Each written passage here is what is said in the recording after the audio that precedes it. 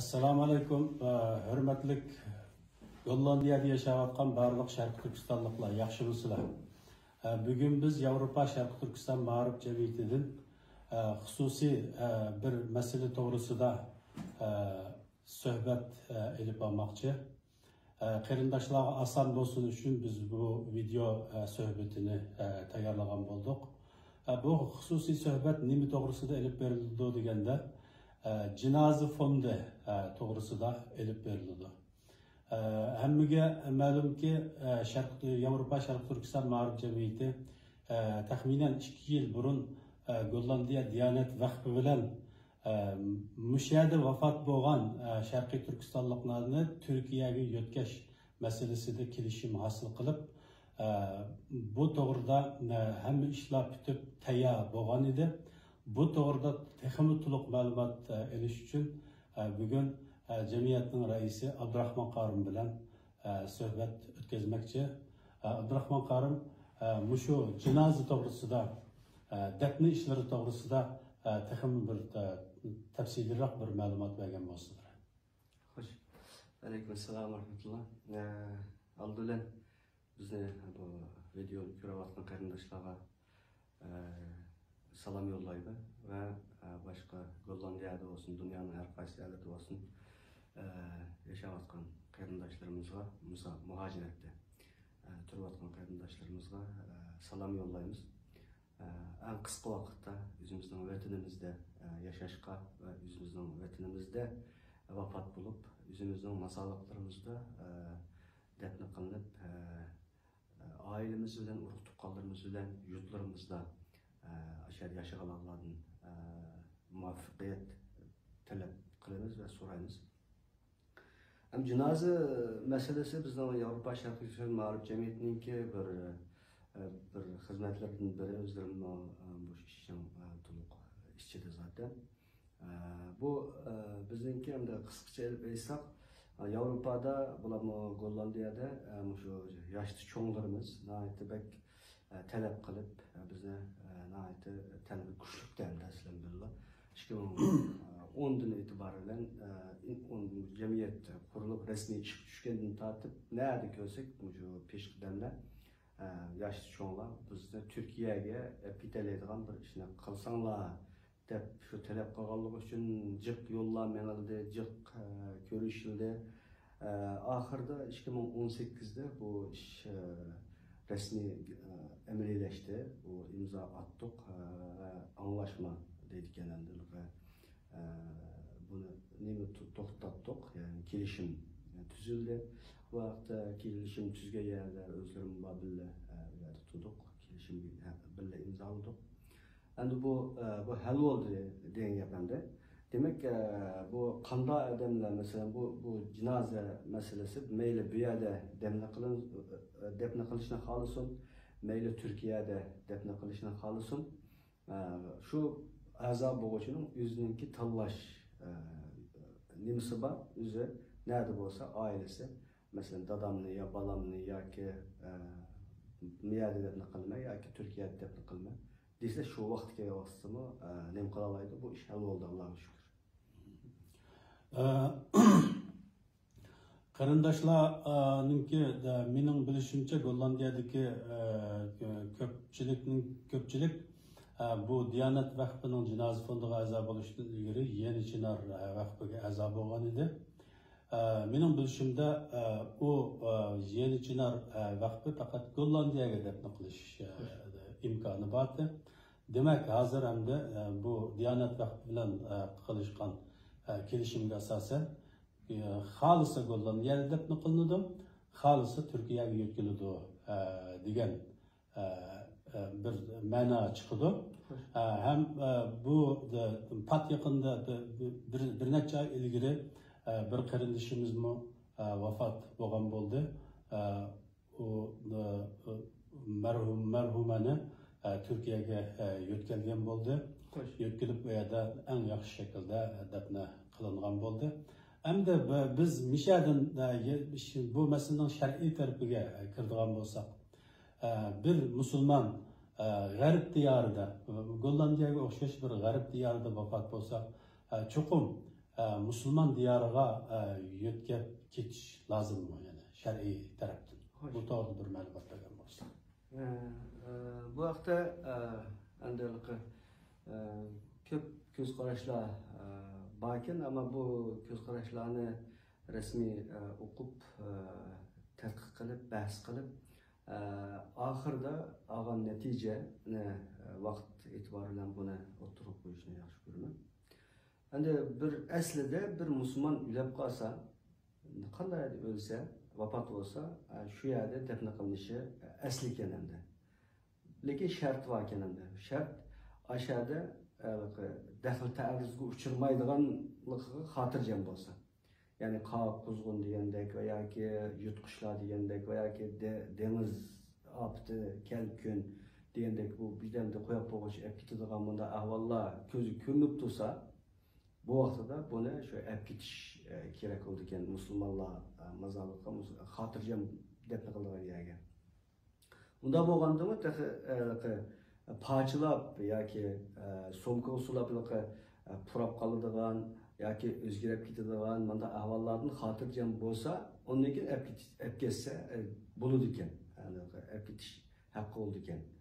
Endi asli bu endi bizning ham hozirgi ulamolar bu asosan ittifoq kelgan masala mushunga xotirjam bo'la olib qolib qolsa, mujda xotirjam olib ketalasa, olib ketsa bo'ldi ekan. Olib ketishninki sababi yuqori deyilganidek bu yerda o'lgan yerda ko'msa, dafn qilsa, bu inson qolib turib xotirjam bo'lmaydigan sharoit bo'lsa.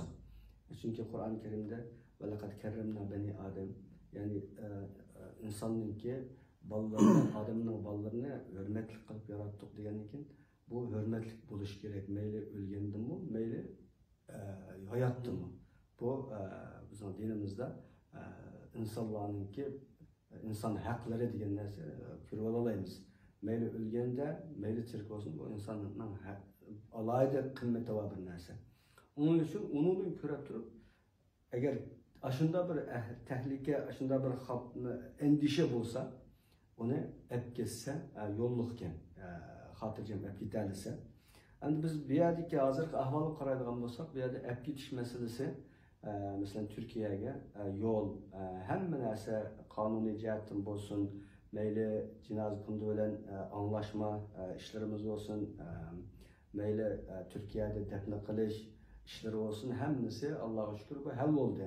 Hal bo'lgan vaqtida bu yerda qanday qilish kerak deganda, endi gapning cho'tkisi olib ketsa, shu olib ketalaydi endi. Olib ketsa bo'ladi. Endi bu yerda bir masala bor. Bu yerda hammamizga bilamiz, bu yerda Hristiyan mazorliqlari bor va boshqa dinliklarning mazorliqlari bor. Musulmonlarga ayrim bir mazorliq, ya'ni manguliq elib etmaydigan, uni daxil ta'ruz qilmaydigan shu ayrim bir mazorliq bo'lgan qadar shu mayli Türkiye'ye bo'lsin, Türkiye'ye ham hozir imkoniyat bo'ldi. Olib ketsa yo'lliq, ya'ni olib ketish kerak demaymiz, majbur olib ketish kerak emas. Bu yerda mening jasadim yoki qarindoshlarimizning jasadi bu yerda 10 yildan keyin olib tashlasa yoki 10 yildan keyin kiralab, kirani uzalsa, undan keyin bir qatim, ikki qatim uzaltgandan keyin yana uzaltqili adam bo'lsa, uzaltda adam bo'lmay qolib qolsa, bu yerda olib ketib elib etadi, boshqa yerga bir yig'ishtirish qilishi mumkin. Bu haqda Peygamber sallallohu alayhi vasallam barkan bir adamninki hayot adamning zarar so'ngiga, ya'ni jasadiga zarar berganlik o'xshashlar o'lgandan keyin buning badaniga zarar berish qat'iy bo'lmaydi deb cheklangan hadis barkan. Onun uchun shu olib ketsa yo'lliq. Agar bu yerda shunday bir xotirjam tura oladigan imkoniyat bo'lsa, mishada dafn qilinsa bo'ladi ekan. Mushunchalik tushunsak bo'ladi deb qarayman. Yani demek bergen cevaplardan şunu tushunsak bo'lamdi. Yani bir insan, mümin insan vafot bo'lsa, hozirgi bizning kelishimninki ostida Türkiye'ye yetkiliş imkanı mı hem var, Gollandiyaga dafn qilinish imkoni ham bor. Ikkisininki qaysini shu mayyit egillari o'zi ixtiyor qildi degan javobni bergan bo'ldilar. Endi bu yerda yana bir masala var. Mesela deb o'tdilar, hozir bu dafna ishlarininki, jinoza ishlarining qonuniy taraflari, boshqa qiyinchiliklarning hammasi hal bo'ldi. Ama hal bo'lgani bilan bununla qarta yanida bununla ko'ra Gollandiyada yashayotgan Uyg'ur jamoatininki bu jinoza fondiga a'zo bo'lish nisbati yanada to'g'ri. Endi buni biz shar'iy tarafdan yana qarindoshlarimizga biraz mesaj berish uchun bir aldırtışımız lazım. Bu doğrudur, şer'i taraftan bir malumat bergen bolsunlar. Bu haqda muhim bir mesele oturup koylar. Zaten biz bile yaşayatımız şu neçe qatim qarindoshlarimiz bilib ketib qolib jinoza fondiga a'zo bo'lmoq deganda aşağıda pul to'plab degandek yalik hal qilinmay, andikan jinoza fondiga ona igi chiqilmay, yol verib neçe kun endi shu qolib qoldi endi shu uyliga jasad shu nemedi doktorxonada saqlash uyida qolib qoldi, dafnama qilolmadik. Hatta Türkiye'ye olib ketamiz deb aydirdim yondirib ichigan ahvollar bo'ldi. Bu ish sistemlik hal qilinmaganligi uchun bu shunday nurg'un qiyinchiliklarni yashagan bo'ldik. Endi bizdan vatandoshlarimiz deb kelyapmiz, tushuntiryapmiz. Endi bu uylan Kur'an-ı Kerim'de deylik mesela feyda ca eceluhum la yestahiruna sa'ate ve la yestakdimun. Bizninki hemmimizin eceli yani kaçan ölüdü diyen söz Allah'ın ilkideki bir işken. Yani büyüyen mi, eğitim mi ya hazır badem hazır yok. Ondan bu Xitay virüsünün evveli onda durdu. Muşunda bir peytte yaşavatımız hem de. Zaten beşimizden mi 10 yıl yapı ötmeyen gün kalmadı. Bu anda bir ahval boğa vaxtıda aşağım edemden pul jığıp edemden kümeş üçün ayda oldu. Endi bu iş nurgun yollamanında hal oldu hem de. Bu çoğun bir adette bir devlet ki devleti adamlar ektirdik yani Türkiye devlet Türkiye devleti boğallığı için ektirdik yani. Mağriblikler Marokkalıklar aksine şu Marokko devleti boğallığı için bir pasportta onun yani bir pasportu boğallığı için ona kabul kılıp ektirdik yani. Endi bu bizden mi? Endi hal oldu demek bunun ahiriste menilga yollarını sana zaten haberleri var. Bilip yollandık. Bu nurgun yollar menildi. Körüşülmegen endi bir dep oturuşuna ağaç yok. Nurgun yollar menildi. Bu bir hal oldu. Bir demek bir çoğun bir iş hal oldu endi. Bunda boğan diken yukarı deyilgenimizdeki qarindoshlar xalasa bu yerga depne qilinsın buludu. Bu iş hal olgan diken. Xalımsa Türkiye'ye depne qilinsın buludu. Bu işke tanlash hakkı boldu. Bunda bir ahval boğavası yanı bunu kechiktirib, yana bunu bommay, aza bommay, bir 50-60 pulun merdin yıllık bir ailege, yani bir adam bir şey aile qarab keladi de 5-10 koy mükemmelsizlik mümkün. Şunu vazgeçilmey, ahırda bu ülen pokkada kep kapkasa, o vaqtda bizni avar qildigan ketgan cemiyetin örtüp olab ketimiz, o bağmıga ye, kemiga ye, o pundulun hammasidan görüşüp, ulu kelgen punduga görüşke olmakken, onun bir Müslüman, onun bir adamdek gibi pundu bilen qilsak bo'lmasa ot yıqıdı bu yerda dinlandi. Akil plan igis chiqmasa, bu yo'l mangmasak, akil plan apirib ot bir doya ki yok qilib ketadi. Hozir boshqa bir qonunlama chiqish oldida turibdi. Şuna qarindoshlar bunga sel qaramay, bu yerda 2-3 ming Uyg'ur var ortimizda, eng azı bir ming oila var Gollandiyada. Ama hozir a'zo bo'lganlar shu bizning jamiyat shu Uyg'urlik belgisini chiqarib, aqsiga tamom qo'yib, buningki bütün meyli Gollandiyadagi ishlari, meyli Türkiye'deki işleri, bütün hem işi var, şu Avrupa, Şarkı Türkistan, Mağrib Cemiyet'te iyi oldu. Bunun işini biz kılımız ama hemkarlaşımız, birlik kılımız, diğerliğimiz için o devlet kulluk kıldı. Eğer bulmay kalkarsa mümkün emas, kılmaydı bu tür anlayış meselesi bizim endi bazı nesler ne kılmaydı ekan da örf adet yoki kurashish, ishni hal qilish masalasi o'xshamaydi ekan har bir millatning. Buni anglashilmaymiz deb qo'rqaydi ekan. Qonun bunday tursa, ba'zan qarindoshlarimiz endi yuzlab to'pon qilgan ishlarni bular ba'zi xafalar bo'ladi. Sen Türk bo'lgandan keyin sen bizning qardoshimiz bo'lgandan keyin ishimizni qilmamsa, qilmay nima ish qildim degan gaplarni bo'ladi endi. Endi buni yani o adamın iş emas da, yani o kanunna devlet tushirgan narsa olan ekan, onun kartta ish qilgan gap. Uni hal qilamiz desak, shu sizlar xabarlar bor, nurg'un yo'llar berildi, qonunlarni tepib chiqib, u yerda o'ninga aloqador odamlar bilan hal qilinib, biz oldiga tanlab ma'lum ko'ra biz ma'lum qilamiz degan ekan, unda bo'lsa sizlar qilgan bo'lsanglar imzoni yapqanlar. Her konuda Uygur olsa, ülep kağa vaxtıda, ya patoğa vaxtıda bu sılın yolunu bilen, sılın haberini yok, biz defne kılmayız. Sılı muhatap olursa, sılı görüşürüz. Çünkü oğluyla biz görüşüp anlatıp bulamayız. Onda olsa sılı muşuna kelsenler, muşuna makul insanlar imzanı yap koyanlar diye imza koyduk yani haberler var.